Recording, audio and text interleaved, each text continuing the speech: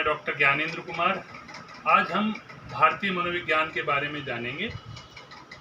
सामान्यतः हम जब भारतीय मनोविज्ञान कहते हैं तो हम इसको पाश्चात्य मनोविज्ञान के साथ में जोड़कर देखते हैं। जब मैं पाश्चात्य मनोविज्ञान कहता हूँ तो वो मनोविज्ञान जिसे आज हम व्यवहारवाद के नाम से, जो व्यवहारवादी जिसे मनोविज्ञान है, उसकी बातचीत करते हैं। इस पाश्चात्य मनोविज्ञान का भी अपना एक विकास का क्रम है। यदि हम इसको देखें, इसके विकास का क्रम क्या है, तो कोई प्रारंभ में जो है 16वीं शताब्दी के आसपास ये आत्मा का विज्ञान आपको दिखाई देता है। उसके बाद ये चेतना का विज्ञान दिखाई देता है, फिर ये मन का विज्ञान दिखाई देता है, और आज जो हम इसको 21वीं शताब्दी में हम इसे व्यवहार का मनोविज्ञान मानते हैं। तो अगर हम पाश्चात्य मनोविज्ञान जब कहते हैं तो इसका मतलब व्यवहार का मनोविज्ञान। तो भारतीय मनोविज्ञान क्या है और वो कैसे पाश्चात्य मनोविज्ञान से अलग है?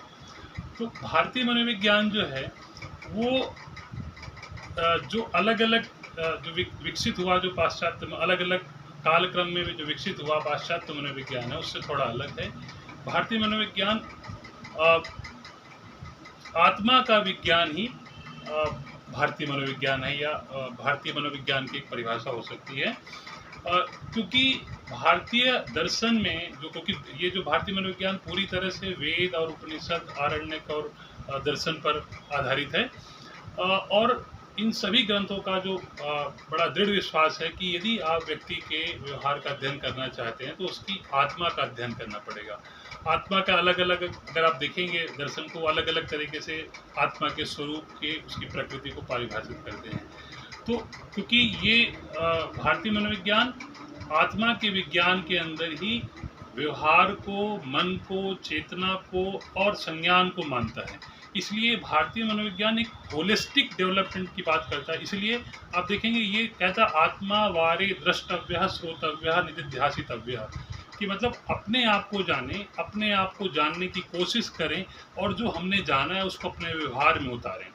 तो ये इसका एक मूल स्रोत है भारतीय मनोविज्ञान का, कि ये आत्मदर्शन की विधि का अनुसरण करता है। यदि मैं अंतर की बात करूं तो ये जहां पाश्चात्य मनोविज्ञान जो है वो बाह्य दर्शन विधि को ज़्यादा बल देता है, वहीं भारतीय मनोविज्ञान इसके अंतर्दर्शन पर अधिक बल देता है, कि हम यदि व्यवहार को जानना चाहते हैं तो हमें अंतर्दर्शन विधि का अनुसरण करना पड़ेगा।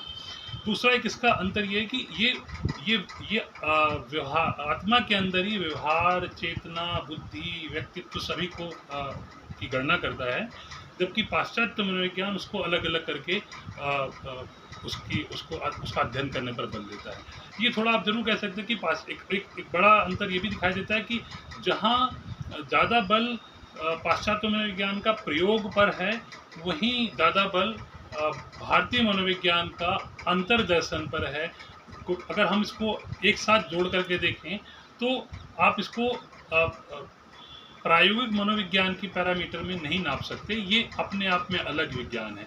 जिस तरह से हम बात करते हैं भारतीय दर्शन अपने आप में एक अलग तरह का विषय है, उसी तरह से भारतीय मनोविज्ञान भी अपने आप में अलग तरह का विषय है, जो व्यवहार, जो आत्मा के अंदर ही व्यवहार, चेतना, इन सब का अध्ययन करना चाहता है।